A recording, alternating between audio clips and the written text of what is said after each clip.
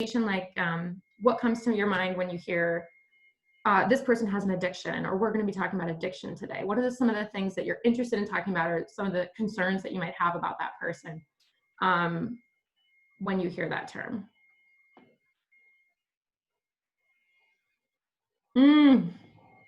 All right, we got to warm up a little bit. Yes, thank you, Tiffany. I need to start giving out prizes. You get a prize. When you do something that you know is bad, but you can't stop. Absolutely, yeah. Yeah, so I think that's a big piece of it, right? Is the you can't stop. Thank you, Tyler and Will. I typically associate addiction with some sort of dependence.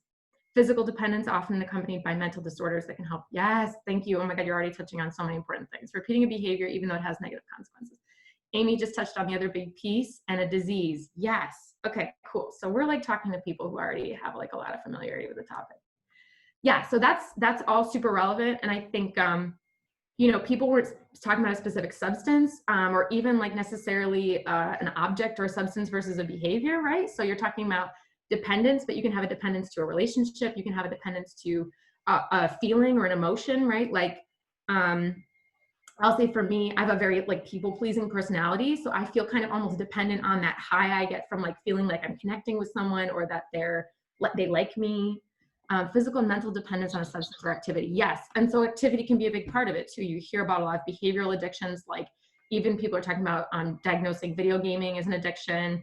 Anyone who has a social media account can talk about that, right? Like the moment you turn on a computer or you pick up a phone, there's something that's going on in your brain, and it feels like maybe you don't quite have control of it, right? So that feeling of like what people are saying is you feel like you can't stop, some feeling of dependence, like you need it. And so there are, for anyone who's not familiar, there are 11 symptoms of addiction. And I find in treatment, especially I work at a really like sort of low income, most of our clients are Medicaid clients. So I would say probably like 90% of my caseload is on Medicaid. And a lot of the folks I work with, there's so many layers to it, right? So you can't talk about anything in the treatment world without talking about intersectionality. And so I think a big part of it is a lot of my clients aren't empowered or haven't been empowered, like taught how to feel comfortable speaking up about like wanting to know why they're being diagnosed, what they're being diagnosed with, what we're even putting in their progress notes or anything like that. So I think it's always important to have these conversations about what are the actual symptoms that the DSM-5 gives us for addiction, and then what does that actually even really mean? So really quick, there's 11 symptoms to addiction. One is that you've tried to quit.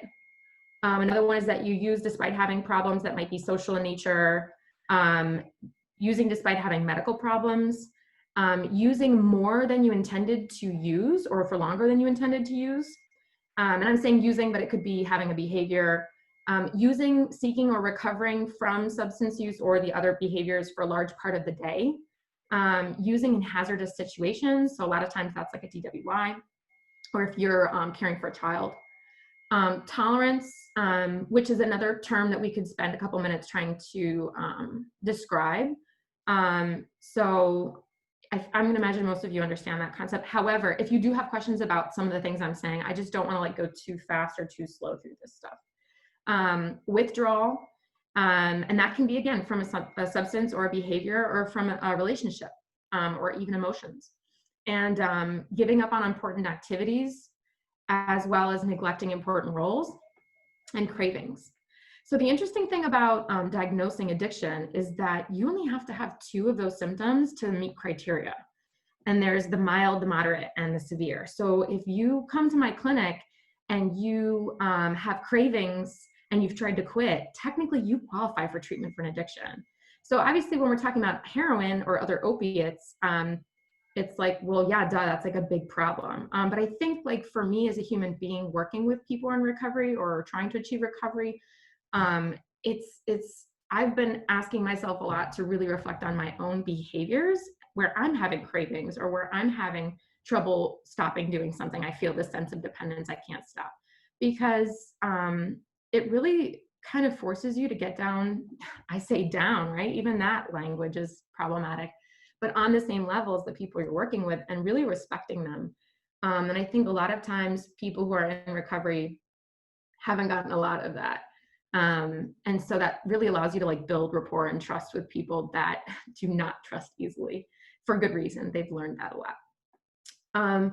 So I also wanted to talk about it, and Will brought it up, the idea of the mental disorders as a piece of the addiction experience. And so I'm not sure if this has been presented before, but there's a lot of research, and I can give plenty of sort of personal anecdotes from my work where you see people who have significant trauma, and there's different kinds of trauma, and also mental health challenges that feed into or are fed into by addiction, right? So it's this kind of concept of the co-occurring disorders. You've got both going on at the same time, and they're just kind of like, spinning into each other, right? Like, and I think that previously wasn't really well addressed, and now I'm hopeful that like more people are taking that into consideration in their treatment approaches. I just found out today, for example, at my clinic, well, this is sort of a side note, it's not specifically related. However, we are doing more of a harm reduction approach because we're recognizing that there's so many factors involved that like having this sort of disciplinary, like you've just got to quit, whereas that is relevant for some clients, really trying to meet them where they're at can help them to stay safe and get to that point where they are ready to quit.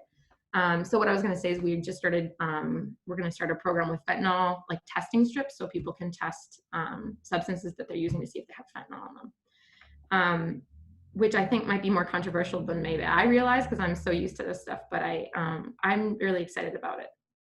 Oh, and just on that note, before I forget, there's a new program with Erie County, and they are mailing Narcan to people's houses.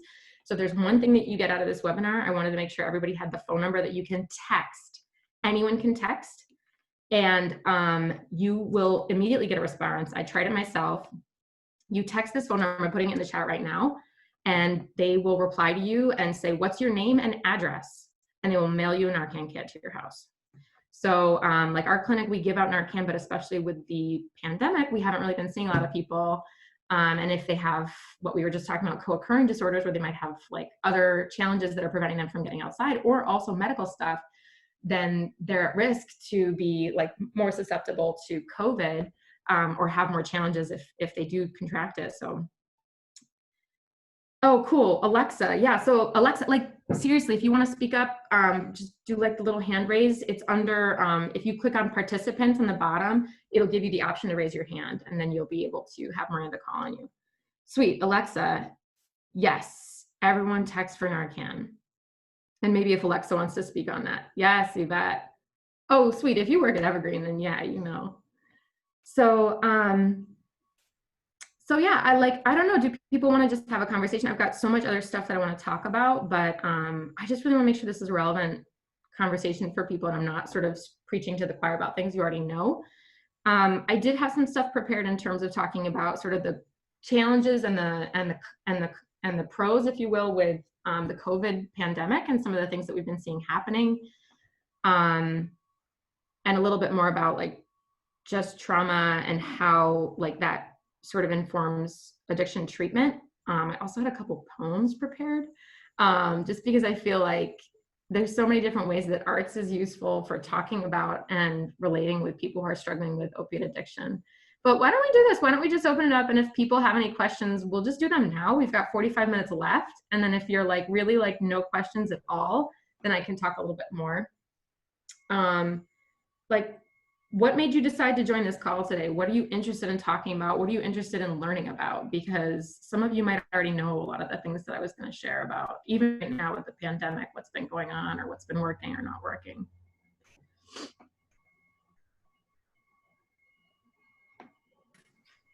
You know, Stephanie, you mentioned the testing strips for fentanyl in substances. Can you talk a little bit more about that? Because that's the first that I've even heard of that. And we actually just had a conversation on harm reduction last week in our webinar. I'd love to hear a little bit more about that.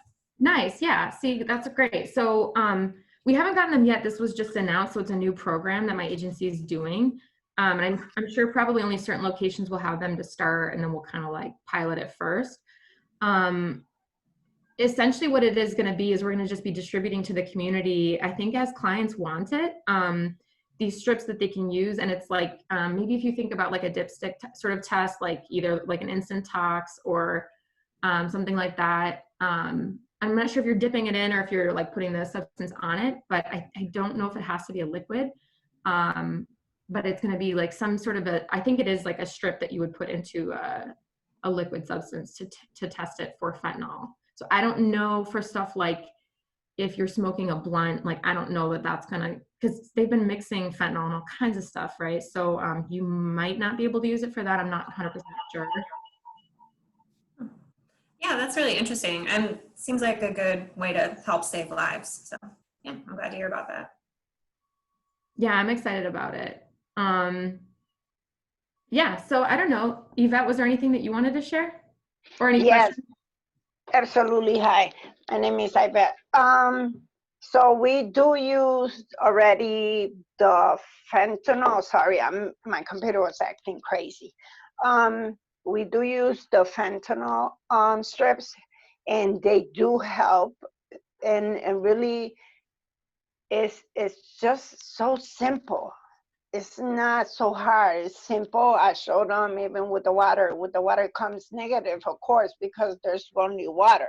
So that's the best way I show them. I get the cooker. I show them how to put the water, drain your drugs or whatever it is that you're doing.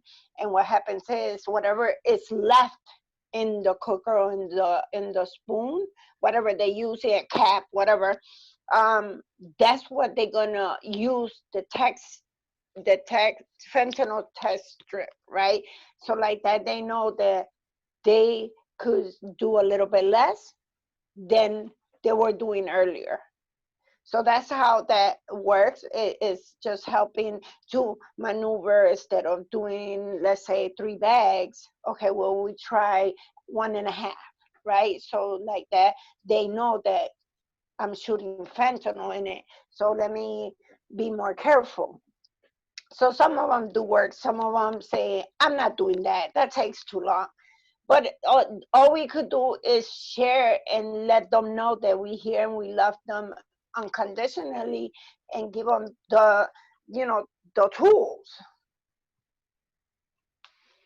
That's all. Yeah, thanks for sharing. I'm excited to try them out. I think, and for some people, they're going to be like, "Oh, this has got fentanyl, awesome," right? Because that's what they're seeking. But like you Yeah. said, at least being aware of that so that you can really be intentional in how you're going about using it. Maybe you wanted to use fentanyl, but you weren't sure how strong it was or anything like that. And so a And lot it of tells you everything else. It tells you anything else that is in that at that moment, because I know even people that using them for their urine, they just want to see, they were doing it just to see if instead of testing the dope, because of course they were shooting cocaine, smoking weed, so they want to see what was in it, because everything mainly got fentanyl nowadays. And it's like, well, and I'd give them the source and I'd show them and, get them to try something different. And some of them take the time, half of them do. They're like, oh my God, that works. I know even people who are doing what they do, right?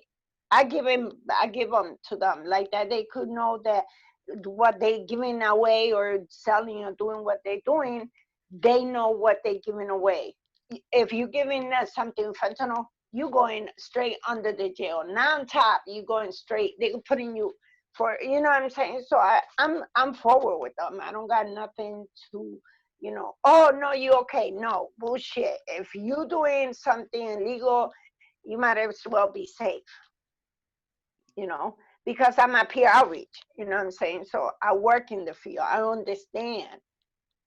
Yeah, the peer work is critical. I'm super glad to see more agencies and programs having peers involved. I can't imagine what my agency, like my clinic, would be like without having our peers. And they are full lately, because they're still seeing people face to face sometimes. So yeah, I think it's just been absolutely so important. Peer or support on any kind of level with other people who are in recovery. There's also some stuff out there. Kira, did you want to share something? I saw you put your camera on, so I was just going to check in with you and see if you had anything. And Will, I saw your question. I'll definitely answer that. I was just saying hi, and then I also just got my peer certification, so congratulations to who else has them. Congratulations. Yeah, my dream is just to have like 1,000 more peers like every year joining the agency. And like, I just feel like it's been time, you know, with this stuff. Yeah. And I think there's also a lot of people who work in the field that are in recovery or who have, you know, either like mental health things or other things going on. But it just changes your approach and the way that you're able to interact with folks. There's definitely a huge power dynamic that happens. And I think especially with substance use treatment, where it's like, I'm your counselor and I'm going to tell you what to do and we're going to lay the, you know, and for some people that is exactly what they want. And so I think a big part of it is making sure those options are available. Like if you want a counselor who's going to like really like be like this with you, who am I to tell you no? And I just haven't seen it work super well for a lot of folks that I've worked with. So I've had a lot of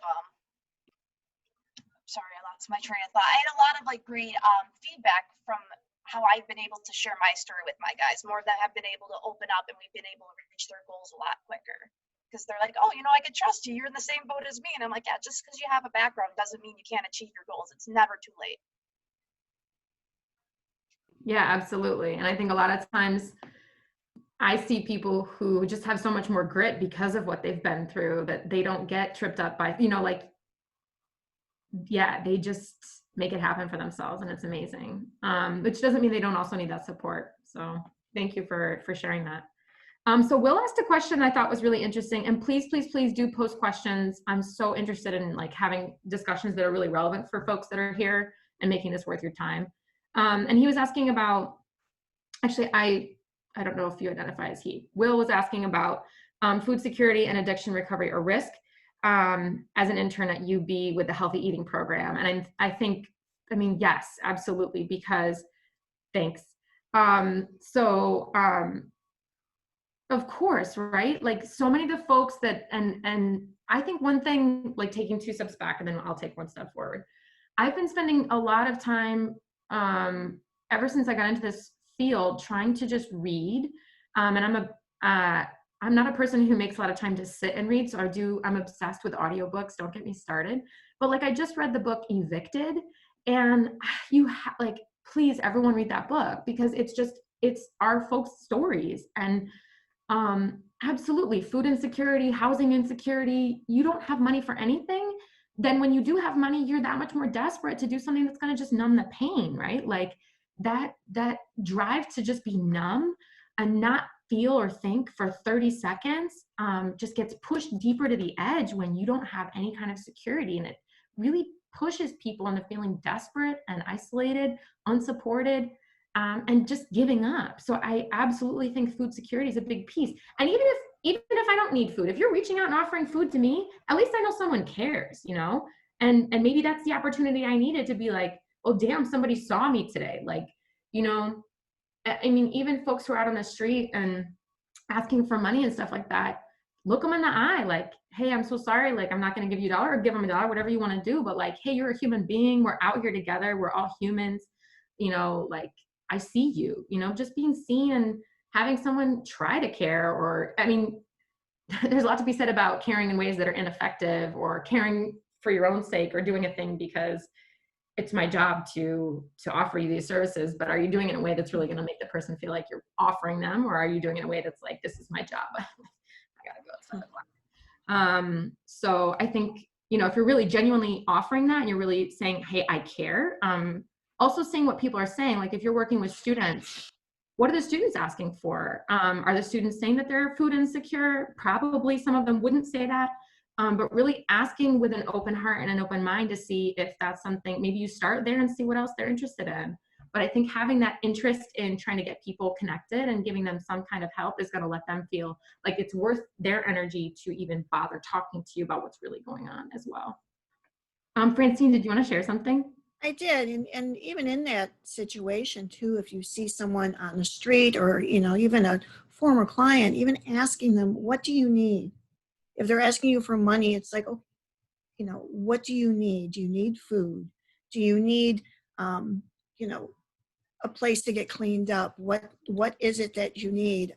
A place that I live in Chautauqua County currently, and an organization that I worked for, we had go bags, and I would keep them in my office. If we would see people on the street, they would have blankets and hygiene products and emergency cards with service numbers in them, and flashlights and current hand sanitizer and masks now, and just things if we saw somebody that we regularly saw walking on the street, or somebody that I recognized as a former patient, just saying, you know, here's some things in this bag that can help you out. Here's a water bottle. Here's a gift card for Subway, something like that. Just exactly interacting with them and asking them what it is that they need. Because they might not need money for anything other than, you know what, I really need a sandwich, or I really need a safe place. So just being that contact person and having that empathy. Yeah, I think that's a big point. And I know I've spoken with people too who, like, you know, just going like maybe one step further with that, even if you are buying them food or whatever, and maybe they do end up trying to sell that to get something. I mean, it doesn't mean that like your efforts were in vain, you know, like, and just making sure that they know, like, you know, people are out here, they do care. Maybe they, like, I specifically am thinking about a client who I spoke with where they did that one time. Someone bought them like a gigantic pizza, and all they could think was, oh my gosh, let's sell this so we can get some dope. And like, you know, she remembered that experience, and she remembered the person taking the time to do that for them. And she was like, you know, I think she was going through a lot of her processing of like, you know, what she did and why she did that and what her mindset was like at that time. But like, you know, just having people around, because a lot of times people are dying from overdoses because they're alone, you know. Yeah. So, you know, checking in, like, I wish we all had Narcan to just give out left and right, in ways that we could keep it, because of course then you've got to make sure it's not like you can't leave it in the car or whatever. But yeah, like every little thing that you do, obviously you've got to take care of yourself, right? Like you've got to, like the oxygen mask metaphor, right? You've got to have your own oxygen on before you can give somebody else oxygen. And a lot of times I think we're waiting for like our mask to be fitted and good, and then like for me to know like how to administer it. And sometimes they just need that little bit of oxygen to just keep themselves going. Alexa was going to share about the text for Narcan. Oh, I didn't know that was outside of Erie County. You already answered a question I was going to ask you after the conversation. So thank you. And Alexa, I'm interested to hear if there's anything else going on with your internship. Thanks for sharing, Francine. Yeah, that's so cool that will go to Chautauqua. And I have a lot of folks in Niagara County as well. So yeah, anything you'd be willing to share about your work or things that have been going on or questions that you wanted to have answered today? Yeah, I just wanted to mention I've been with the Erie County Health Department for this summer, and unfortunately we have seen an increase in overdoses and deaths due to COVID-19. And I knew you said you were going to touch upon that a little bit too, but there's been so much isolation and a lot of people trying to stay home, which is good because that's what we've wanted them to be doing. But it's turned out that more people are being found later, so Narcan isn't always a part of the rescues anymore. So what we're trying to do is also the demographics have shifted a lot to be an older population that we're finding overdosed. So we're trying to get the message out to people who are in that older population that don't really come to the outreach events that they've been putting on. They're not like the normal people that they've been seeing and helping for a really long time. It's been brand new people that they've never had on record and are at home in their 50s and 60s. A lot of it is from prescription medication, and these people aren't really leaving their homes. So it's been like a struggle to find out how do we get them Narcan and how do we get Narcan into their homes.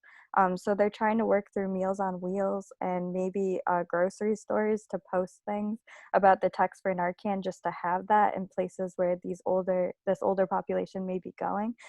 So they asked if I could just put this text number in the chat just to get the word out to anyone, and if you guys could tell everyone just to try to get more Narcan and more education in the community, because it's just been such a horrible shift, an unfortunate shift right now with what's going on with COVID. So, and yes, it does send to everyone.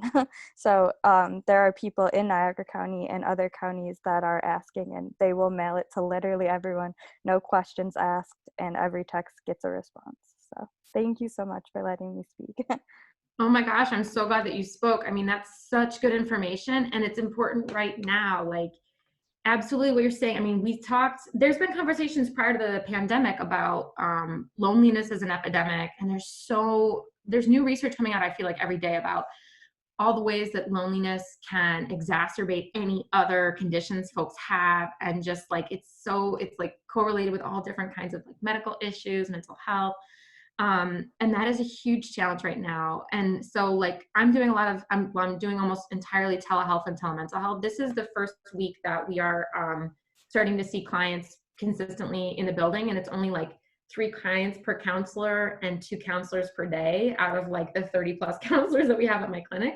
So you can imagine we're still only seeing a very small portion of our caseload. And we have had a lot of clients that are not responding to phone calls, especially like you were saying, the older folks, many of whom are living in isolation. They don't have social supports. I work predominantly with Spanish speaking population, many of whom do not speak English. So like even the self-help stuff that's out there, there's really not a lot that's happening in Spanish. And for the folks who I work with, most of them don't really feel comfortable reaching out for that kind of help anyways. I don't trust people. And for me to take the effort to go out and put my face out there, especially on a Zoom call or something like that, where I don't know anybody. I mean, there are so many barriers to break through for a person, and it really takes so much bravery and willingness to be there for yourself and self-love that folks have not learned to have for themselves. So yeah, absolutely. I think there's a huge need right now for like outreach to people who are older, and it's hard because those are folks who are not connected. So trying to make those connections before it's too late. I love that about the Meals on Wheels. I have a couple clients that get Meals on Wheels, and I think that's so important. And also like doctors, if you prescribed someone opiates in the past, freaking be responsible yourself for reaching out and checking up on them. Like, I'm not a doctor, so I can't speak to that experience, but I just feel like there's so many people that are prescribing these things left and right a few years ago, and you don't know if they really took all those meds or if they're holding on to them or what happened with them. I also wanted to add that a lot of times Rite Aid, and I believe most pharmacies, if you ask for Narcan, they will give it to you for free, no questions asked. So in case you guys didn't know that too. That's good to know. I had heard that like if you had like a private insurance, you might have to pay something for it. But I don't actually have any clients that have tried that had private insurance. So that's awesome. That's good to know. Yeah. And I just feel like continuing to work against the stigma so that people feel comfortable asking for those things without having to worry about like, oh, like I asked for Narcan at the pharmacy, like this is just an ongoing battle. Does anybody else have anything that they wanted to talk about today that they're interested in learning about, questions they've got about what's going on? I'll speak sort of, if you want to just post chat questions, I will speak a little bit about what's been going on for my work with the pandemic. And like I said, this is just my experience. A lot of my clients I'm doing the telehealth with, I'm doing a lot of Zoom stuff when possible, but it's not always accessible for folks. And sometimes they're just, I don't know about for you all, but for me, sitting in front of a camera after a while, it just gets so exhausting. Like you're just sitting.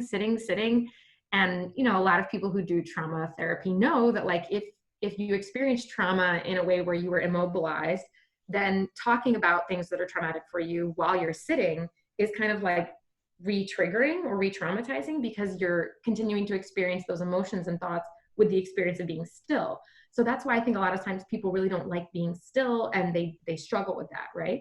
And plus it's just not healthy. Anyways, my point being that like with this stuff, especially with the telephone, but even with Zoom, you're not getting a lot of the information as a clinician that you might have gotten when they come into your office. Like I can look at you at Zoom and I don't know if you stink or not, right? Like some of my clients might not be practicing basic hygiene, and you can't tell that from a telehealth session. And some of those times, those are the kind of the red flags that you might notice are letting you know this person's really struggling. They're living alone. They don't feel the need to practice hygiene.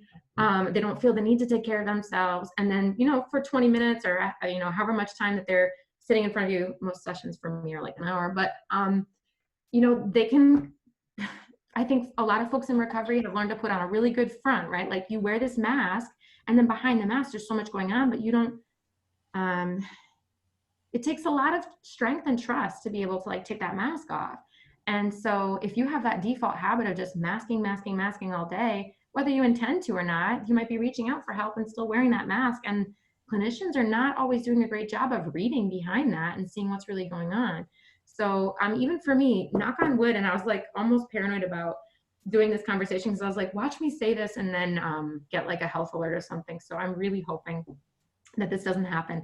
I haven't had any clients that I've personally lost during the pandemic, but I have had a lot of clients who overdosed, a lot of clients who have really fallen more deeply than I thought that they would. And so fortunately they've survived, but like this is with paramedics resuscitating them. This is with Narcan. This is with the defibrillator. I mean, there are people who are really doing well. And some of them are attending groups with me twice a week, individual sessions weekly, and then just kind of feeling overwhelmed, home alone. And, you know, there were a couple of lore tabs in my cupboard that I, you know, knew about, but kind of was challenging myself with or whatever. And so like really taking that extra step to ask these kinds of questions, you're not putting the idea in their heads, right? Like it was either going to be there or not anyways, but just saying like, is there anything in your house that you feel like you might use if you did think about relapsing, or if you did have a moment where you felt really overwhelmed? Like do a quick scan of your house with me. You know, you're on the phone with me, walk around with me, anything in your kitchen, anything in your bathroom. Okay, well, okay, so what could we do with that, you know? Because I think that a little bit of prevention really goes a long way. One of the good things I'll say about the pandemic is it's kind of forced medical systems to allow us to do some of these telehealth things. Ideally, we would have been doing it anyways, but when you're billing for services, it doesn't always get prioritized. So making those outreach phone calls more consistently and stuff like that, I think if there's a silver lining, I'm hoping that that continues to happen. However, you know, I do still think that the face-to-face is important. Any other things people wanted to talk about? We've still got like 22 minutes left, so I really want to make sure this is a relevant conversation. Miranda, go ahead. Yeah, Stephanie, if I could just interject a little bit. I think, you know, everything that has been said so far has been really important. So thank you everybody for your contributions. So I think it's interesting, you know, you talk about, you know, talking to your clients, you know, especially with the telehealth thing, you know, everybody's at home, you're not seeing them face to face. And so how has that been working through the power dynamic between the counselor and the client? And how can you know, how can we as practitioners kind of, you know, create that sort of middle ground, even the playing field, so to speak, and through trauma-informed care. Can you just talk about your experience, you know, with trauma-informed care and how you've noticed that has really impacted the power dynamic between, you know, your different client sessions? It's kind of a loaded question, a lot of questions.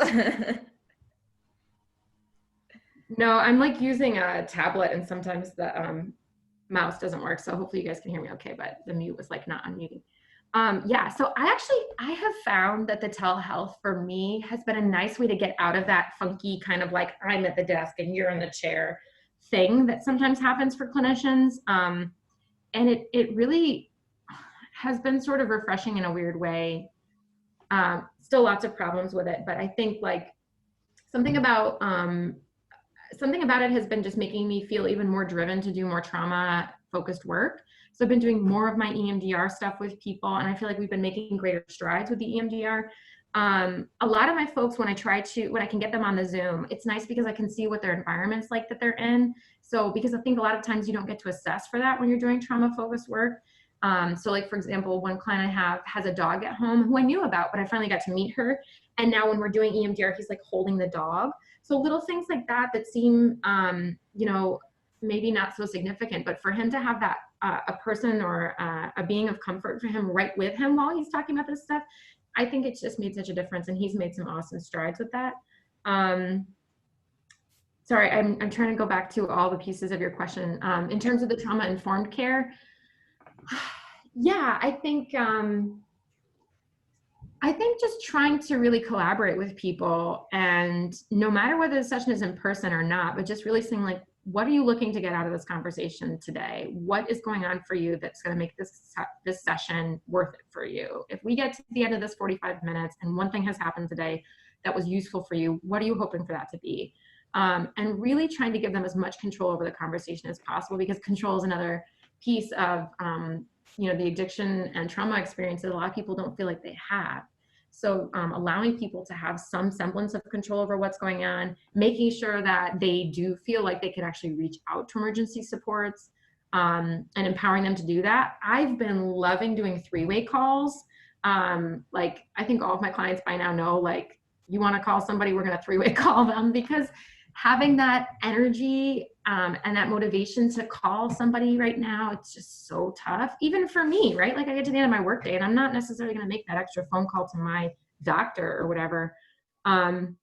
So saying like, hey, let's three-way call that, or you're not hearing back from this care coordinator, we're going to call them together if that's okay with you. Are you willing to do that? Because a lot of times they're calling and they're not knowing how to navigate those. Like if you're dealing with DSS, I had to call 3 different people just to find one worker yesterday. And I did eventually get a hold of her. I had to leave a voice message, but even being comfortable leaving a voice message is challenging. So really, like, don't assume things about people and what they know or feel comfortable with doing. Like, take that step back and just be like I met with a gentleman the other day and he's been in treatment for months.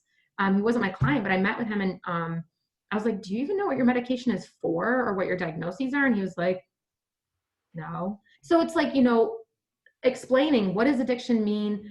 What are these symptoms and what do they really look like? And how am I even going to be able to help you with this? You're at home, I'm talking to you maybe once a week. Why am I recommending you to do groups? Like we say research shows that groups help. Why does it help? And how can you do this so that it feels like useful for you as an individual? So I think really tailoring things to the individual as much as possible, which is challenging when you have a high caseload, and it's so necessary. I don't know if there were other pieces of your question that I might not have answered. If anybody else has any questions, please post them below. I really want to make sure I'm not just talking out my butt here. No, you hit everything nail on the head. So thank you so much. That was, very, very informative and very helpful to know. So, and please keep adding your questions, everyone. I just saw that Katie's here. Katie, I feel like you're gonna definitely have some stuff to contribute to this conversation. And I just want to know, like, what are you doing? So I don't know if you're able to. Hey! I actually jumped on late because I have conference stuff all day. So I'm working at the University of Buffalo as one of the harm reduction program coordinators. So I work with an OASIS grant. My focus is really alcohol and cannabis. We don't see a lot of opiate use among college students. And, what does happen doesn't ever get picked up by us because those are students that don't usually make it very far into the semester before dropping out or going home. So I don't have as much experience with opiates as you do or other people on this call probably do. The alcohol piece, though, is such a big deal because, I mean, I'm sure most folks know this, but if any substance, the withdrawal is going to kill you, it's likely to be either alcohol or benzos. So, I mean, I've personally witnessed a person die from alcohol withdrawal, and it was horrible. So, like, the alcohol piece cannot be understated. And bars are open, corner stores are open. It's a depressant to the system, so, it does have similar effects. That's a big part of it, I think. Yeah. And when I'm working with community coalitions, that's a thing that I'm constantly bringing up when, there's a lot of people who are really upset that, liquor stores are open, that they were considered an essential service. And it's not a lot of people, but like there are people who could die without, alcohol or being in detox. And if they're not ready to go to detox, like they need that. And it's not right of us to take it away. Yeah, absolutely. And I know I had a client, I've had a couple clients who maybe I'm assessing them for the heroin use, but they're not actually, I'm not assessing them for the alcohol use, so they might be like, oh yeah, I'm not using heroin, but I'm drinking every day. And that's a huge trigger for relapse to heroin too. So it's all relevant. And also with the marijuana, you might be smoking weed that's got fentanyl in it. So people don't even know, or they're smoking K2, which still seems to be out there. I don't know why K2 is still happening, but a whole other thing. So yeah, I mean, the marijuana can seem pretty mild, and for a lot of people, it's sort of from a harm reduction approach, a better coping strategy than an opiate. But that doesn't mean that it doesn't have some danger associated with it, for sure. Yeah, one of the things that we see with cannabis use a lot is that people will use it, they'll start using it more, and then all of a sudden they'll tell me like I can't stop using it because it's treating my anxiety. And that might be true. That is something that for some people, using cannabis helps with anxiety. Anxiety is also a withdrawal symptom of cannabis. Cannabis doesn't have a lot of severe withdrawal symptoms. You know, medically, it's not considered to be addictive because the withdrawal symptoms are so mild, but it does have withdrawal symptoms. And the two that, you know, are sort of the biggest, and the two things that, you know, people always tell me if they're using cannabis to deal with some problem, it's anxiety or sleep. And insomnia and anxiety are two withdrawal symptoms of cannabis. And it's so hard to, you know, separate what issue came first. Well, and there's also this piece about people using CBD for sleep treatment. And I've seen some studies saying that it's helpful, but, you know, that's CBD versus it's so much more expensive. And most of the folks I work with can never afford it, even when they get the prescription for the CBD oils. So yeah, and I think like, yeah, that's a whole conversation about using, you know, people talk about it as a gateway drug. And I think like, that's not necessarily the case, but what you're learning is that a substance isn't the thing that's going to help me to regulate my emotions. Yeah. Instead of other things that I just, you know, it's nice to just have a variety of options for you to be able to choose from when you're feeling overwhelmed. Yeah. And also like ideally community resources, which is just so challenging because I think, I mean, don't get me started, but I feel like we live in a society and an economy and a political structure that really doesn't promote the development of community on any level. Who has time for it? And why would I bother to care about my neighbor when it's capitalism, bro? Like, I just got to get that money. So I feel like that's, you know, that's something well beyond maybe our ability to control on the larger scale, but in your day-to-day life, are we making community, and how are we, you know, helping people to create that for themselves in meaningful ways? Yeah, definitely. I think oh, go ahead. I was just gonna say, from a harm reduction perspective, you know, we really want, especially, you know, I'm dealing with students, so I'm dealing with people who, you know, are in class and trying to learn things. And I always say, like, you want to have multiple coping strategies. I don't care if you're using cannabis to, you know, cope with your anxiety, but you need another coping strategy for when you're anxious and you're going to class, because that's not a time to be high. That's not a time where, like, you know, you're going to get anything out of the class or, you know, out of using cannabis by doing those things together. And so, you know, I don't want anyone at that dependency point where they are having the withdrawal symptoms, because that is then like, they're just going to keep using and using in situations that aren't the best. But I want people to have, you know, multiple coping strategies for everything they're dealing with. You know, even when people are using cannabis for medical purposes, like, you can use it for a migraine, but like, you can't go to work after that. So you got to have options. And I'm happy for it to be an option. I just don't want it to ever be anyone's only option.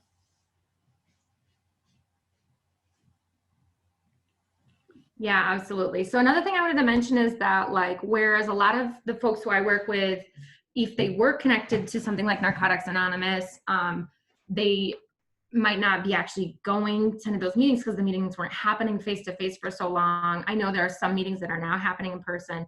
And there's a lot of people who do, like, maybe they have 3 jobs and they're just trying to make ends meet, or, you know, they don't have a transportation, or lots of reasons.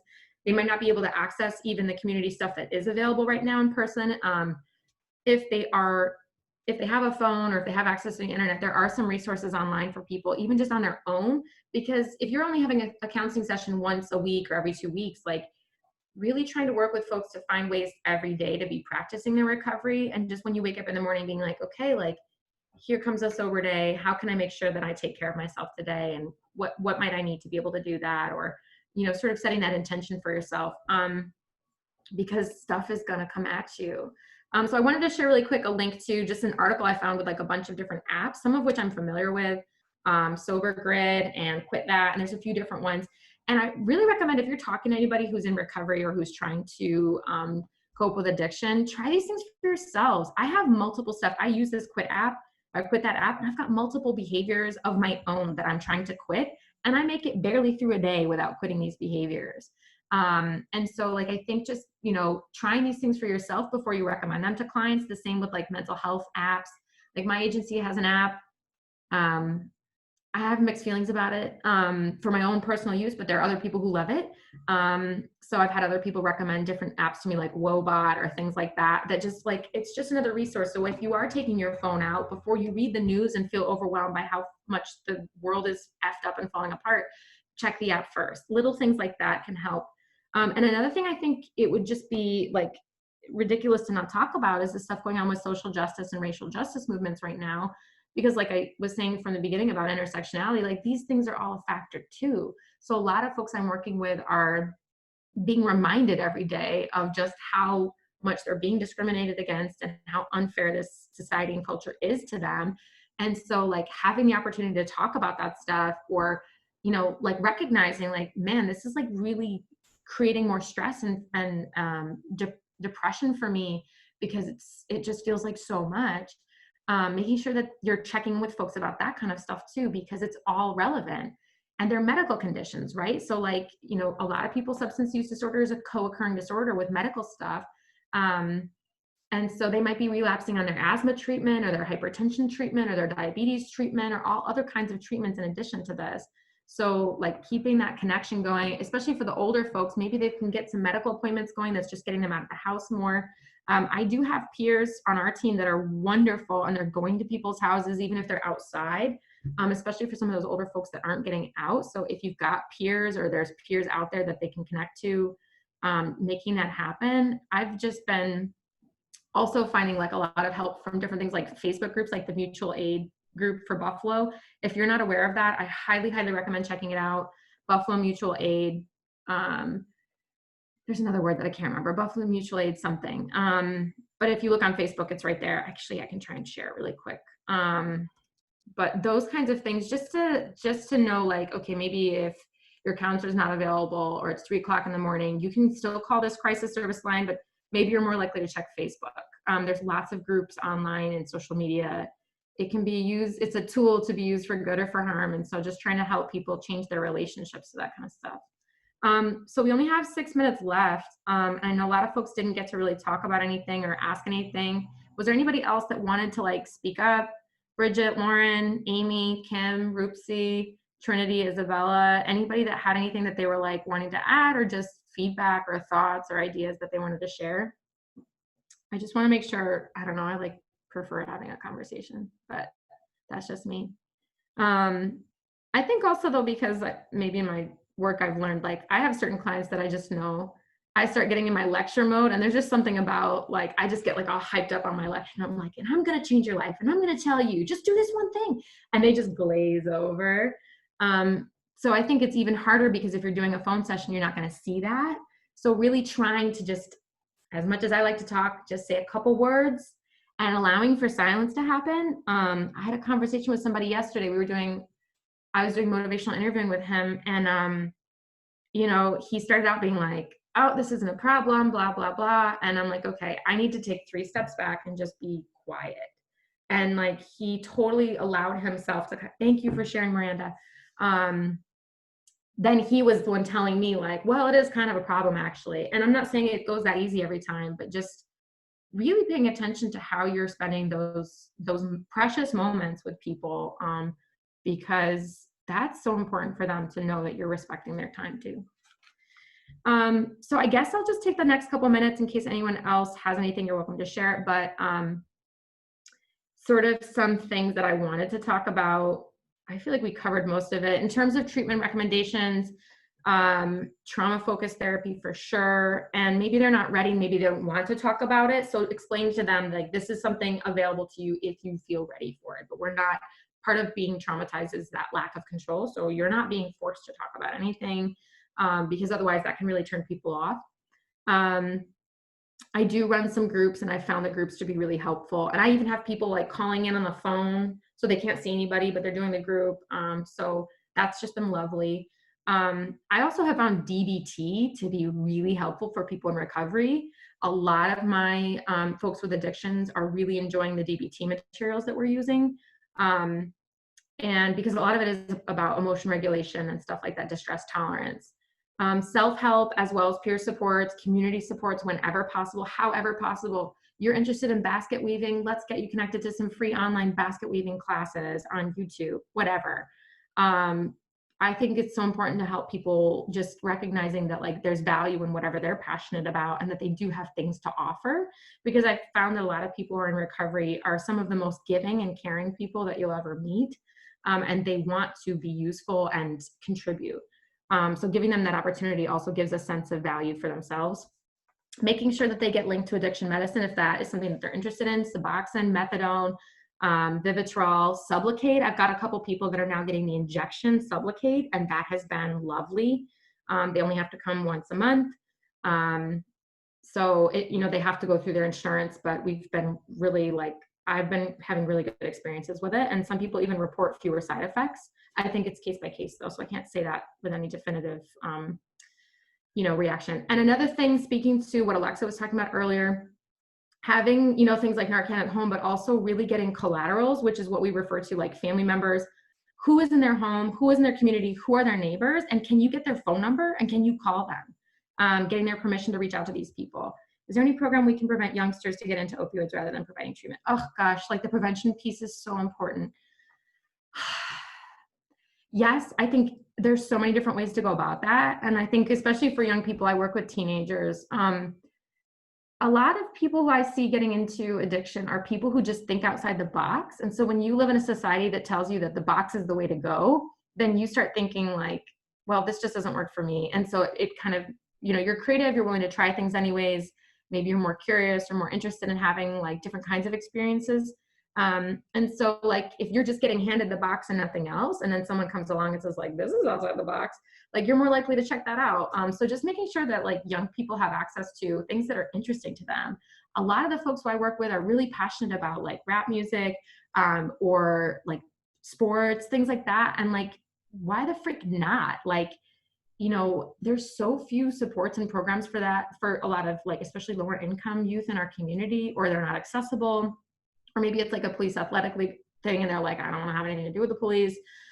So like really trying to figure out like for individual youth, what are you interested in? What makes you tick? What's going to keep you feeling connected? And just really prioritizing that. And then maybe if you wanted to like reach out or find a program, like I'm sure if my email's not available, you're welcome to ame me. I love brainstorming that kind of stuff. So feel free to contact me and be like, hey, here's a particular young person that I'm hoping to support. Let's get them connected. Because I don't know if it's any one program, I think it's more like